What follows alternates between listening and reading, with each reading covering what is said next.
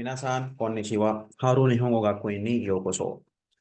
काफ़ी स्टूडेंट्स की क्वेश्चंस आ रहे हैं कि जेएलपीटी का एग्जामिनेशन फॉर्म कैसे भरना है, तो वो मैं बता रहा हूँ आपको कि फॉर्म आप कैसे भरेंगे जेएलपीटी एग्जाम का। तो सबसे पहले तो आपने ब्लैक बॉल पॉइंट इस्तेमाल करना है। बेहतर है कि आप ब्लैक बॉल पॉइंट इस्तेमाल करें।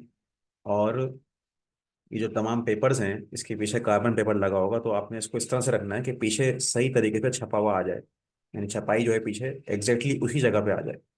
तो आपने तमाम पेपर्स को सही तरीके से सेट कर लेना है। ठीक है, क्योंकि इसके पीछे कार्बन पेपर लगा होगा। और एप्लीकेशन फॉर्म की एग्जाम्पल भी आपको सेकंड पेज पे, आपको जब फॉर्म लेने जाएंगे तो आपको मिल जाएगी। यहाँ पे डेट लिखी हुई है 2024, इसके बाद फिर महीना है और यहाँ पे तारीख आ रही है। ठीक है ना।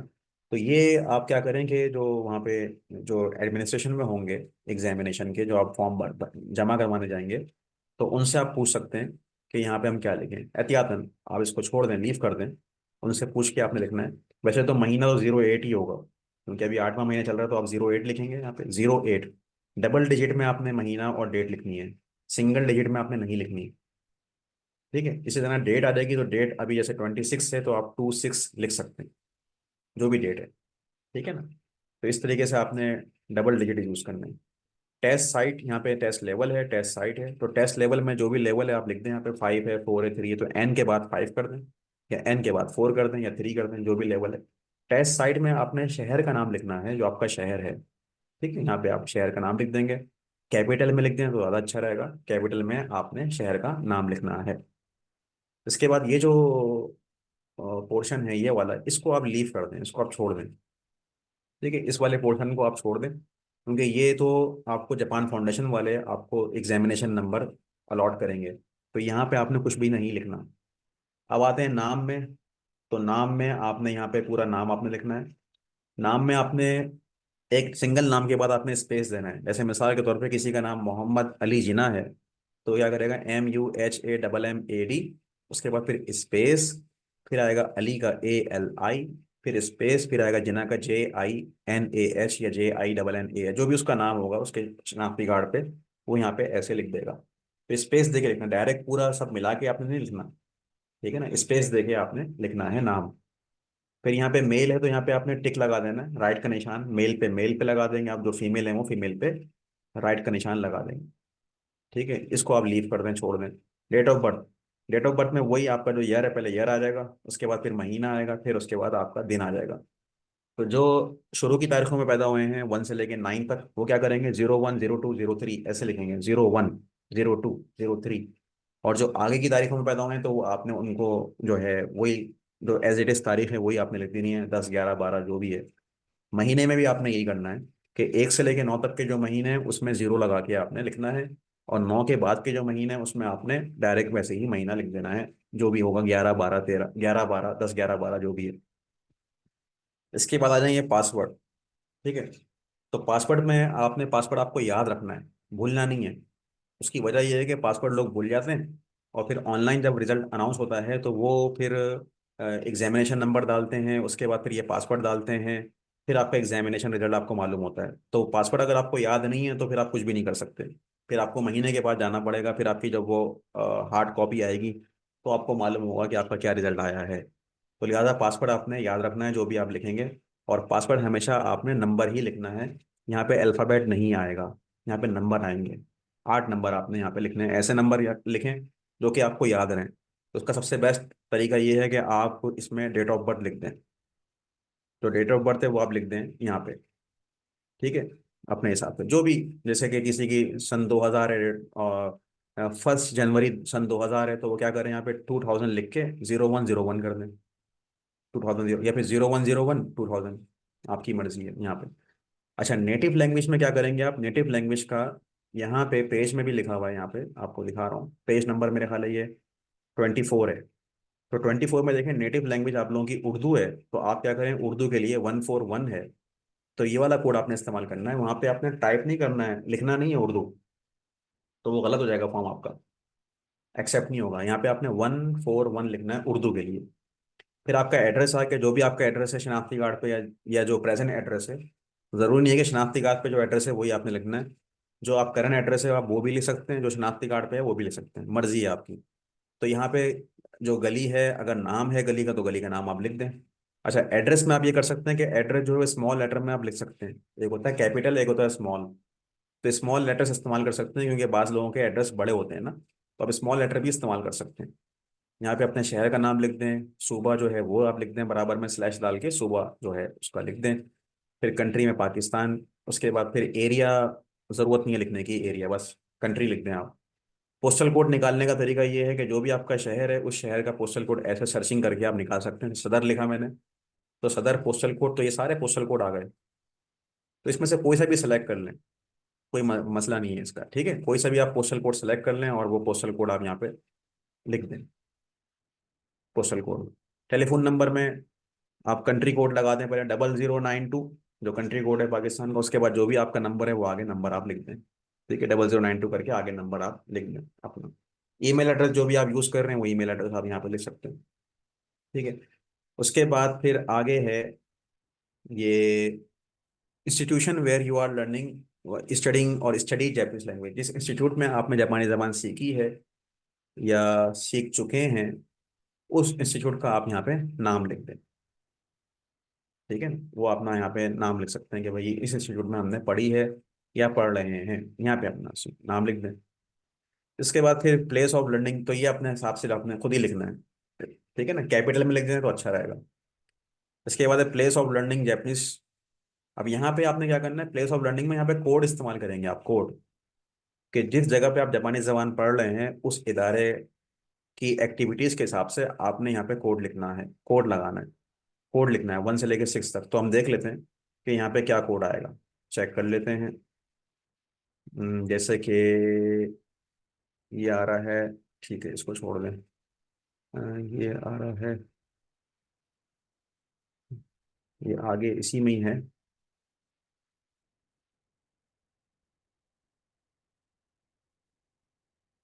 25 पे लिखते हैं, ये रहा। तो पेज नंबर 25 पे, ठीक है, पेज 25 में आप कोड देख सकते हैं।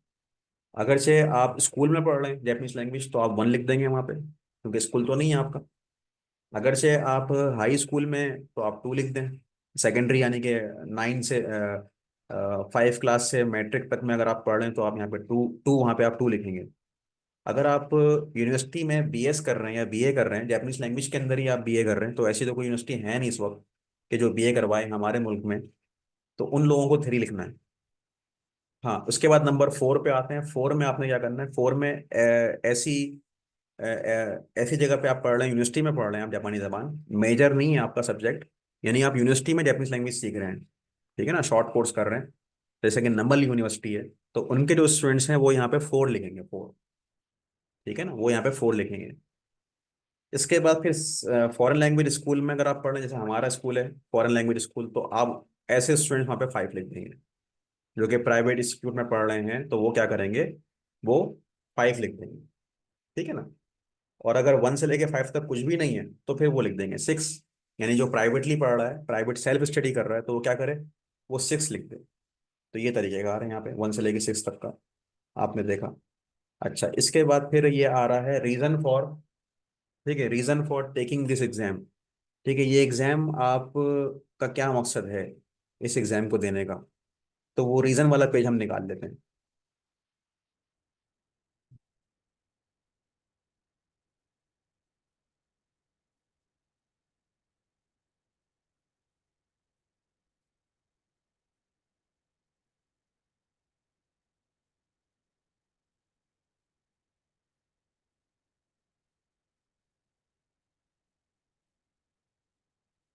ठीक है, ये रीजन वाला पेज आ गया, पेज नंबर है 26। तो इसमें ये 8 लिखे हैं रीजन। इसमें से जो भी आपका रीजन है वो आपने रीजन का नंबर लिख देना है। जैसे कि नंबर 1 पे लिखा हुआ है necessary for admission into university, यानी कि अपनी ही कंट्री में यूनिवर्सिटी के अंदर एडमिशन लेने के लिए आप ये जीएलपीटी का एग्जाम दे रहे हैं। तो ऐसा तो हमारे पास कोई भी यूनिवर्सिटी नहीं है जो ये कहती है कि जी आप जीएलपीटी का एग्जाम पास करके आए। तो ये तो आप लोग नहीं लिखेंगे, वन वन नहीं आएगा। उसके बाद फिर ऐसे बहुत से स्टूडेंट्स हैं जो जापान जाके पढ़ना चाह रहे हैं, तो वो क्या करेंगे, वो 2 पे क्लिक, वो 2 लिख देंगे वहाँ पे। ठीक है, 2 लिखेंगे जो जापान जाके पढ़ना चाह रहे हैं। अच्छा, इसके बाद आपके ही इंस्टीट्यूट, आपकी ही कंट्री में कोई ऐसा इदारा है जो कहता है कि जी आप जैपनीज लैंग्वेज सीखें, उसकी मतलब ये कि प्रोफिशिएंसी हमने चेक करनी है JLPT की, तो वो लोग लिखेंगे 3। तो ऐसा भी कोई हमारे कंट्री में कोई ऐसा मतलब डिपार्टमेंट नहीं है किसी यूनिवर्सिटी में जो ये कहता हो अभी JLPT का एग्ज़ाम आप पास करें, हमें आपकी प्रोफिशिएंसी चेक करनी है, तो वो भी आप नहीं लिखेंगे यहाँ पे। तो इसमें अमूमन वो स्टूडेंट जो है ना 2 लिख देंगे कि जो कि जापान जाके पढ़ना चाह रहे हैं, तो वो 2 लिख देंगे। इसके बाद जो जापान में ही रहते हैं, जापान में ही रहते हैं और जापान में ही मतलब आगे मजीद पढ़ना चाह रहे हैं, तो वो फिर क्या करेंगे कि वो 4 कर देंगे। ठीक है ना, 4 कर देंगे। यानी जापान का उनका कोई ऐसा इंस्टीट्यूट है जो कि प्रूफ के तौर पे JLPT का एग्ज़ाम का रिजल्ट मांगता है, तो उसके लिए वो 4 को सिलेक्ट करेंगे। यानी कि आपको किसी यूनिवर्सिटी में या इदारे ने कहा है कि आपने जापानी ज़बान का एग्ज़ाम, ये JLPT वाला एग्ज़ाम पास करना है। नंबर 5 पे आते हैं, आप कहीं पर जॉब करते हैं अपनी ही कंट्री में, और आपकी सैलरी बढ़ाने के लिए आप ये एग्ज़ाम देना चाह रहे हैं या अपने प्रमोशन करने के लिए एग्ज़ाम देना चाह रहे हैं, तो आपने 5 पे 5 लिखना है। उसके बाद अगर से आप जापान में ही हैं और जापान में अपनी सैलरी को इंक्रीज करना चाह रहे हैं या प्रमोशन के लिए एग्ज़ाम देना चाह रहे हैं, तो फिर आपने 6 लिखना है। इन तमाम में से कुछ भी नहीं है, और आप जो है अपनी बस एक चेक करना चाह रहे हैं कि मैं कितना प्रोफिशिएंट हूँ जापानीज लैंग्वेज में, तो फिर ऐसे लोग क्या करेंगे, वो 7 को लिखेंगे, वहाँ पे 7 लिखेंगे। यानी कि आपको किसी ने कहा नहीं है ना आपकी कोई, आप बस अपना लेवल चेक करने के लिए एग्जाम दे रहे हैं, तो वो 7 लिख देंगे। तो ये हो गया आपका reason for taking this exam. अब आते हैं ऑक्यूपेशन में कि आपकी ऑक्यूपेशन या जॉब क्या है। तो जॉब वाले को देखते हैं, ये आ गया ऑक्यूपेशन उसी पेज पे। 26 में ऑक्यूपेशंस लिखी हुई है। अगर आप प्राइमरी स्कूल में हैं तो 1 लिख देंगे। सेकेंडरी स्कूल में है यानी कि आपकी जो जमात है वो क्लास 6 से लेकर 10 तक है, तो आप 2 लिख दें। अगर से आप जो हैं वो इसके अलावा इंटर में या कॉलेज में भी अगर आप हैं, तो वो भी फिर आप ऐसा करें कि 2 लिख दें, उसमें भी आप 2 कर दें। अच्छा, अब अगर आप यूनिवर्सिटी में हैं या यूनिवर्सिटी से निकल चुके हैं, तो आप 3 कर दें। ठीक है, प्राइमरी स्कूल में या निकल प्राइमरी स्कूल में हैं तो 1 करेंगे, सेकेंडरी में आ गए तो 2 कर दिया आपने। ठीक है, सेकेंडरी में आ गए तो 2 कर दिया, मैट्रिक कर लिया तो जब भी आप 2 करेंगे। इंटर में हैं जब भी आप 2 करेंगे, इंटर कर लिया जब भी आप 2 करेंगे। इंटर करने के बाद अगर आप यूनिवर्सिटी में आ चुके हैं, यूनिवर्सिटी में आ गए अब आप, तो 3 कर दें। इंटर करने के बाद आप कुछ भी नहीं कर रहे तो 2 ही रखें, 2। इंटर करके आपने यूनिवर्सिटी में आ गए तो 3 कर दें, यूनिवर्सिटी से आप पास हो गए जब भी आप 3 करेंगे। हाँ, अब यूनिवर्सिटी से निकल के अब आप कहीं पर मतलब ये कि जॉब कर रहे हैं, एम्प्लॉई हैं, तो 5 कर दें। 5, अगर आप एम्प्लॉई हैं तो आपने 5 करना होगा। ठीक है ना, 5। 5 पे आप सेलेक्ट कर लीजिए, और इसमें से कुछ भी नहीं है तो आपने 6 पे सेलेक्ट करना है। अच्छा, बहुत से ऐसे स्टूडेंट्स हैं जो बस ऐसे ही पढ़ रहे हैं जापानीज लैंग्वेज, शौक में पढ़ रहे हैं, और इंटर किए भी काफ़ी टाइम हो गया, जापान भी नहीं जा रहे और बस ऐसे ही शौक में पढ़ रहे हैं, तो वो क्या कर सकते हैं, वो 4 कर सकते हैं, 4। ठीक है, 4 को आप सेलेक्ट कर सकते हैं। तो ये तरीकेकार है, 1 2 3 4 5 6 में से ऐसे आप कर सकते हैं। जिन्होंने इंटर कर लिया या इंटर में वो 2 कर ले, जो यूनिवर्सिटी में पढ़ रहे हैं या पढ़ चुके हैं 3 कर ले, जो जॉब कर रहे हैं वो 5 कर दें, जो वैसे ही पढ़ रहे हैं वो 4 कर दें। ये तरीकेकार है इसका। ठीक है ना। अब आते हैं ऑक्यूपेशन के बाद अगला मरहला है, वो है ऑक्यूपेशन की। यहाँ पे डिटेल लिखी हुई है। अब जो आदमी जॉब करता है, जिसने जॉब को सिलेक्ट किया था वहाँ पे 5 को, वो क्या करेगा, वो फिर यहाँ पे मजीद डिटेल लिखेगा, ऑक्यूपेशन उसकी किस किस्म की है, वो आपको लिखना पड़ेगा। तो उसके लिए मेरे ख्याल है पेज नंबर होगा ये, यहाँ पे है। अगर उसने जॉब का लिखा है यहाँ पे, तो वो फिर आपको चेक करना पड़ेगा कि वो आगे यहाँ क्या करेगा।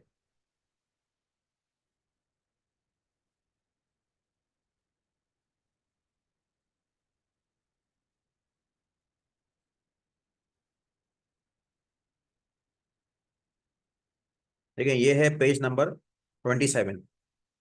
अब वो जॉब किस किस्म की है तो उसके बारे में यहाँ लिखा हुआ है। यानी कि अगर वो as a Japanese language teacher काम कर रहा है तो 1 लिख देगा, अगर से वो जॉब करता है।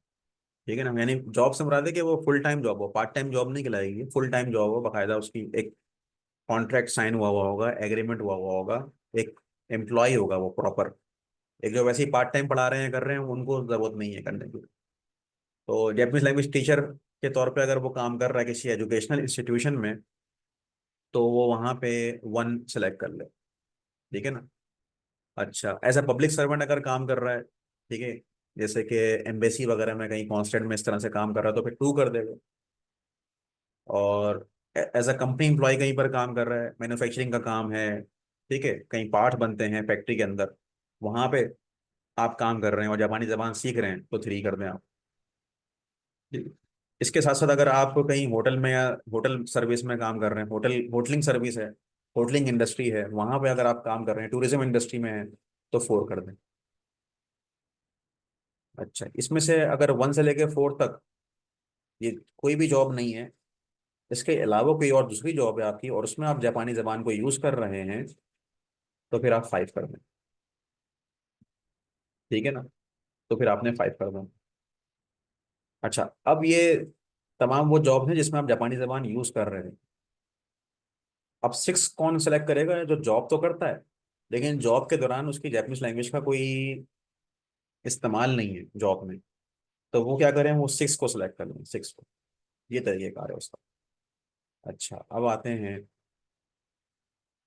Media where which you come into contact with Japanese language. यानी कि कौन से ऐसे मीडिया हैं कि जिसके थ्रू आप जापानी जबान से आपका होता है इंटरेक्शन, यानी कि आपका वास्ता पड़ता है जापानीज लैंग्वेज के साथ। तो वो हम चेक कर लेते हैं।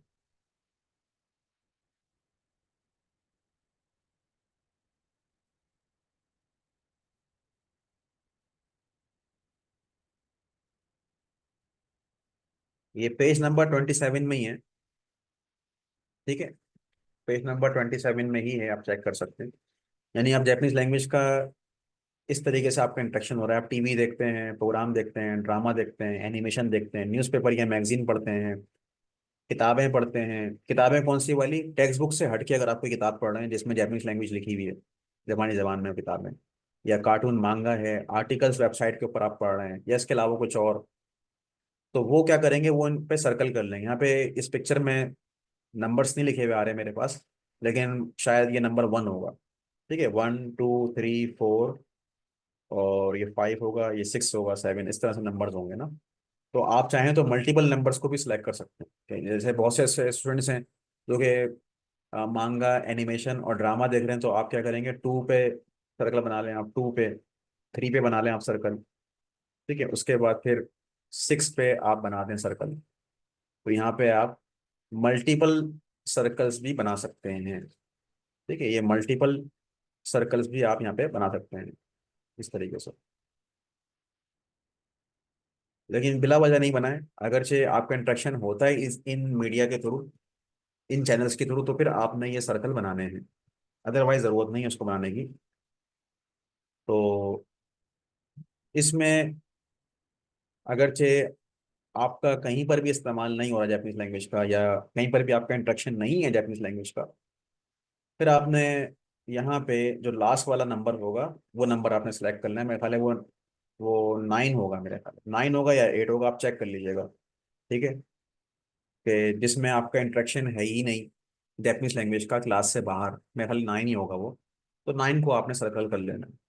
तो ये कोई ज़रूरी नहीं है, अगर आपका इंटरेक्शन नहीं है तो आप लिख दें नाइन, नाइन करना कोई ऐसा मसला नहीं। अच्छा, अगले वाले सवाल की तरफ चलते हैं। यहाँ पे नेक्स्ट में आप जापानी जबान जो है वो किस तरीके से कम्युनिकेशन करते हैं और किसके साथ करते हैं। ठीक है, तो पहला आ गया टीचर। तो अमूमन तो यहाँ पे टीचर के साथ तो स्पीकिंग, लिसनिंग, रीडिंग, राइटिंग सभी आ जाएगा, सबको आप सेलेक्ट कर लें ऐसे करके। ठीक है, सबको आप सेलेक्ट कर सकते हैं टीचर के साथ। वन भी आ गया, टू भी आ गया, थ्री भी आ गया, फोर भी आ गया। ठीक है, इन सब के साथ आप कर सकते हैं। ठीक है, और फाइव का मतलब है नन ऑफ द अबव, यानी कि इसमें से कोई भी नहीं है तो आप फाइव को सिलेक्ट करेंगे। तो टीचर के साथ तो आप ये सारे काम करते हैं, इसलिए आपने फोर का सिलेक्ट करना है, इसको आप छोड़ दें, इसको कुछ नहीं करें, क्योंकि अगर आपने इसको भी सिलेक्ट कर लिया, यहाँ भी कर लिया, तो आपका फॉर्म हो जाएगा गलत, आपका फॉर्म एक्सेप्ट नहीं होगा। अब आपने वन टू थ्री भी कर लिया, फाइव भी कर लिया, तो उनको समझ में नहीं आएगा कि भाई ये लिसनिंग, स्पीकिंग, रीडिंग भी करते हैं और यहाँ लिखा हुआ है नन ऑफ द अबव, तो ये गलत हो गया ना फॉर्म। ठीक है, दोस्त हैं, अगर दोस्तों के साथ जापानी जबान यूज़ कर रहे हैं तो वो किस तरह से यूज़ कर रहे हैं, आप उस पर सर्कल बना लें आप। जरूरी नहीं है कि सब में सर, ये जरूरी नहीं है कि आप सब में कर रहे हो। स्पीकिंग में और लिसनिंग में अगर आप कर रहे हैं खाली, तो स्पीकिंग में और लिसनिंग में आप सर्कल बना दें। और अगर कुछ भी नहीं करे तो सही है, इसको 5 पे जाने दें, आप 5 कर दें, कोई ऐसा मसला नहीं। फैमिली है, फैमिली के साथ अगर आप जापानी जबान में इंटरेक्शन है आपका, तो किस तरीके से आप यहाँ पर सर्कल बनाएं, नहीं है तो 5 कर दें, कोई मसला नहीं है। सुपरवाइजर के साथ अगर आप काम करते हुए जापानी जबान यूज़ कर रहे हैं तो वो किस तरीके से यूज़ कर रहे हैं, आया कि सिर्फ आप उसके साथ स्पीकिंग कर रहे हैं, तो आप कर सकते हैं, अदरवाइज नहीं है तो कोई ऐसा मसला नहीं है, 5 कर दें। कुलीग्स, यानी कि आपकी कंपनी में जो आपके साथ काम करने वाले लोग हैं, वो अगर जापानी जबान आपके साथ यूज़ कर रहे हैं लैंग्वेज, तो वो किस तरह से कर रहे हैं वो आप सेलेक्ट कर लें, अगर नहीं है तो 5 कर दें। कस्टमर्स, ये वो लोग हैं जो जापानी कंपनियों में काम कर रहे हैं और उनके कस्टमर जापानी हैं, और या अपना ही काम कर रहे हैं और उनके कस्टमर जैपनीज हैं, तो वो भी इसको सिलेक्ट कर सकते हैं। ठीक है, वो भी इसको सिलेक्ट कर सकते हैं। इसमें से अगर से कस्टमर के साथ आपको जापानी ज़बान में बात करनी पड़ती है तो स्पीकिंग पे आप सेलेक्ट कर लें, स्पीकिंग को कर लें आप।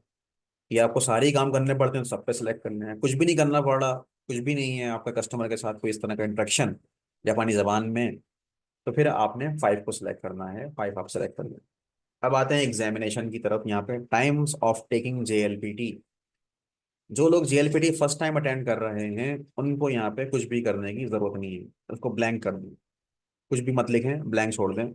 जिन लोगों ने JLPT की बात कर रहा हूँ मैं, JLCT की बात नहीं कर रहा। जिन लोगों ने JLPT का एग्जाम पास किया है, JLPT का अगर N5 पास किया है एक दफ़ा, तो यहाँ पे पास के ऊपर आपने सर्कल बना देना है और अटेम्प्ट में आपने 1 लिख देना है। अच्छा, बहुत से ऐसे भी स्टूडेंट्स होंगे जिन्होंने 2 मरतबा एग्जाम दिया लेकिन पास एक दफ़ा हुए, तो वो क्या करेंगे, वो 2 करके यहाँ पे 1 कर देंगे। बहुत से ऐसे भी होंगे कि जिन्होंने 2 मरतबा एग्जाम दिया और दोनों मरतबा ही पास हो गए, तो यहाँ पे 2 लिख के और यहाँ पे 2 टाइम्स करके और यहाँ पे आप पास में सेलेक्ट कर सकते हैं। ठीक है, इस तरीके से, क्योंकि आप लोगों ने एग्जाम दिया ही नहीं तो आप इसको जाने दें, इसको लीव कर दें। जिस बहुत से ऐसे स्टूडेंट्स हैं जिन्होंने N5 का एग्जाम दिया, पास हो गए, फेल हो गए, तो फेल पे क्लिक कर दें, और अब इस दफ़ा वो N4 दे रहे हैं, तो यहाँ पे N4 को कुछ भी करने की जरूरत नहीं है, खाली यहाँ पे आप क्या करेंगे, यहाँ पे N5 में 1 टाइम करके यहाँ फेल कर दें। ठीक है, यहाँ पे कुछ जो एग्जाम आप दे रहे हैं उसके लिए आपको कुछ भी नहीं करना। जैसे अभी आप लोग फर्स्ट टाइम N5 एग्जाम दे रहे हैं, तो इसको आप लीव कर दें, कुछ भी मत करें आप। जो बच्चे दे चुके हैं एग्जाम, अगर पास हो गए हैं, जैसे N5 में एक बच्चा पास हो गया, स्टूडेंट पास हो गया N5 में, तो वो यहाँ पे 1 पे क्लिक कर दें, 1 टाइम पास, और अब वो N4 दे रहे हैं बस। सिग्नेचर कर दें, सिग्नेचर ज़रूरी है। डेट डाल दें, यहाँ पे डेट लिख दें आप, जो भी डेट है। ठीक है, और उसके बाद फिर यहाँ पे अपना नाम लिखें, साफ साफ बिल्कुल अपना क्लियर नाम लिख दें अपना। ठीक है ना, जैसे मोहम्मद अली है तो MUHAMMAD स्पेस अली, ऐसे लिख दें, कैपिटल में लिख दें, ज़्यादा बेहतर है। पोस्टल कोड लिख देंगे, यहाँ पे आपका एड्रेस आ जाएगा। तो एड्रेस में क्योंकि जगह कम है, स्पेस कम है, तो स्मॉल में अपना एड्रेस लिख के पोस्टल कोड यहाँ पे लिख दें। कंट्री में सिर्फ आपकी कंट्री का नाम आ जाएगा, बाकी एरिया लिखने की आपको ज़रूरत नहीं है। फ़ोन नंबर में आपका फ़ोन नंबर आ जाएगा, 0092 करके जो कंट्री कोड है वो लगा के अपना फ़ोन नंबर लिख दें। और ये वाला जो पोर्शन है इसको आपने ब्लैंक छोड़ देना है। ठीक है, इस वाले पोर्शन को आपने ब्लैंक छोड़ देना है, ब्लैंक कर दें। तो ये है JLPT का फॉर्म। अच्छा, ये जो आप टाइप यहाँ पे लिखेंगे तो ऑटोमेटिकली होगा क्या, कि यही चीज यहाँ पे भी प्रिंट होके आ जाएगी यहाँ पे। ठीक है ना, यहाँ पे वही चीज प्रिंट होके आ जाएगी। तो वो शायद क्या करेंगे, जो एग्जामिनेशन सेंटर वाले जहाँ पे आप फॉर्म जमा करवाने जाएंगे, वो आपको ये वाला पेज दे देंगे, ये पेज दे देंगे, बल्कि अभी नहीं देंगे, पहले एग्जामिनेशन नंबर आएगा आपका, फिर वो आपको बुलाएंगे, फिर आपको वो ये वाला पेज दे देंगे। ठीक है, इस तरीके से आपका ये फॉर्म भरा जाएगा। ठीक है, तो उम्मीद करता हूँ कि आपको ये समझ में आ गया होगा। तो आज का ये वीडियो को यहाँ पे ख़त्म करते हैं। अच्छा, इससे पहले एक चीज़ और है कि फ़ोटो, बहुत अहम चीज़ फ़ोटो। तो फोटो के लिए क्या करेंगे, कोशिश करेंगे वाइट बैकग्राउंड पे बना लें अपनी फोटो। ठीक है, क्लियर हो, हैट ना पहने, टोपी ना पहने। ठीक है, सन ग्लासेस को मत लगाएं। ठीक है, क्लियर पिक्चर हो। इसका साइज आप नोट कर लें। साइज क्या है, साइज की जो लंबाई है, ये लंबाई मैं बता रहा हूँ, ये लंबाई जो है, ये वाली, ये लंबाई होनी चाहिए 4 सेंटीमीटर। समझ में आ रही बात, ये जो लंबाई है ये होनी चाहिए 4 सेंटीमीटर। और अब आ जाए चौड़ाई पे, तो जो इसकी चौड़ाई जो विथ है ये होनी चाहिए इसकी 3 सेंटीमीटर। ठीक है, ये चीज होनी चाहिए 3 सेंटीमीटर, ये चीज। और ये जो चीज है लंबाई, ये होनी चाहिए 4 सेंटीमीटर। तो आपने ये नहीं करना कि आपने ये 4 सेंटीमीटर की आपने विथ कर दी और 3 की, तो वो एक्सेप्ट नहीं होगी आपकी पिक्चर। तो ये दो पिक्चर्स मांगते हैं वो लोग ना। तो दो पिक्चर्स आप ले जाएं, चाहें तो वहीं पर ही आप पेस्ट कर देना, या पेस्ट करके ले जाएं आप पिक्चर्स। दो पिक्चर्स मांगते हैं वो। ठीक है ना। तो दो पिक्चर्स आपको आपको लेके जानी होगी, एक इस पे पेस्ट कर दें, एक शायद वो रखेंगे अपने पास या क्या करेंगे। और एक और अहम चीज कि पिक्चर के पीछे आपको अपना नाम लिखना है। पिक्चर के पीछे आपको अपना नाम लिखना है और डेट ऑफ बर्थ भी लिखनी है। ठीक है, दोबारा रिपीट कर रहा हूँ कि पिक्चर के पीछे आपको अपना नाम लिखना है और डेट ऑफ बर्थ भी लिखनी है। तो ये हो गया आपका कंप्लीट तैयारी। और जब एग्जाम देने के लिए जाएं आप, तो आपने पेंसिल, एम्पित्सु केशिगोमू और एम्पित्सु केजुरे, यानी कि पेंसिल, रबर और शार्पनर, ये आपने लेके जाना है। क्योंकि पेंसिल से आपने मल्टीपल चॉइस क्वेश्चंस को सॉल्व करना होता है। ठीक है ना। तो उम्मीद करता हूँ ये वीडियो आपको समझ में आई होगी। जो आपको खुदे ओवारी माशो दो मो आरिगातो गोजाइमाशिता।